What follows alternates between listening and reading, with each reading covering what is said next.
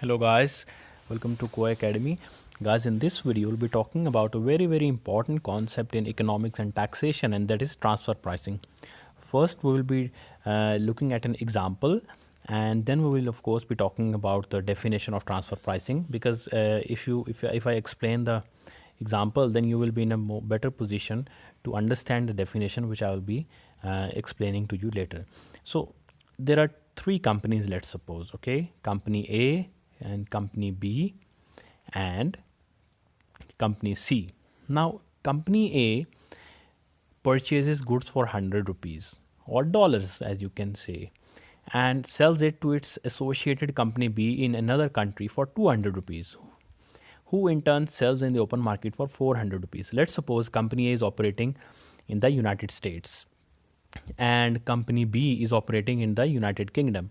Now country A purchased company A in United States purchased goods for $100, and it sold to company B in the United Kingdom for $200 or rupees.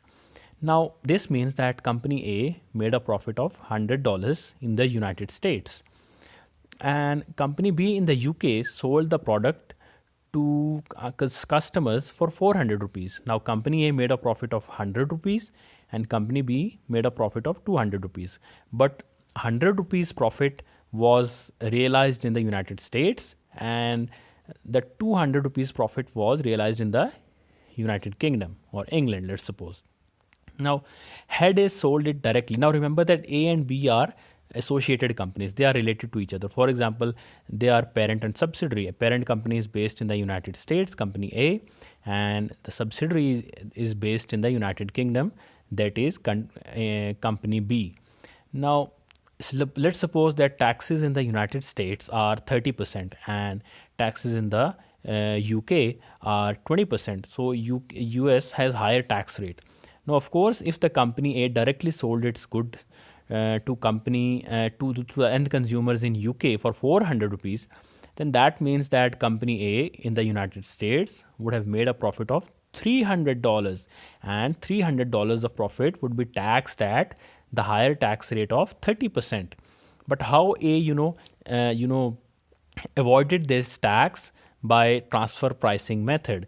It basically offered its income, only $100 of income in the United States, that is in the jurisdiction where the tax was high, and it shifted its profit. It transferred its profit of $200 to the United Kingdom, where the tax rate was much lower.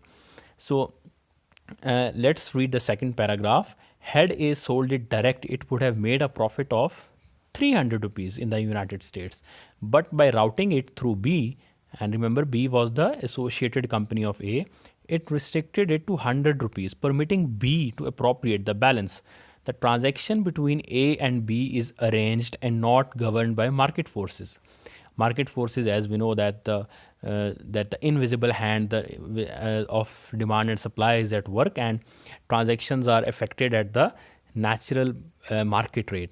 But the transaction between A and B was arranged because both companies were associates, okay, associated companies. The third paragraph, the profit of 200 rupees is thereby shifted to the country of B. The goods is transferred on a price, that is transfer price, which is arbitrary or dictated, $200, but not on a market price. That is market price. The goods were not sold on market price of $400. Rather, they were transferred on a basically on an agreed upon price, that is transfer price of $200, which is not determined by market. And as we saw in this example, how company A basically avoid paying taxes on the income of $200 in the higher tax jurisdiction and routed it to the country of low tax jurisdiction, that is in the United Kingdom. Now let's talk about the definition. What does transfer pricing matter? Why does it matter? Typically, market forces establish price for goods and services. That is the invisible hand of demand and supply. In case of transactions within a company, the prices are controlled by the organization and not the market forces. In our case, let's suppose a parent and the subsidiary company. Parent company sold something to the subsidiary company in another tax jurisdiction. So the price at which the parent company sold to the subsidiary was not determined by the market. Rather, is what arranged between the two to companies. Fiscal authorities around the world have established rules and enforcement schemes to prevent multinational enterprises from using transfer prices on cross-border transactions to artificially reduce taxable profits in their jurisdiction.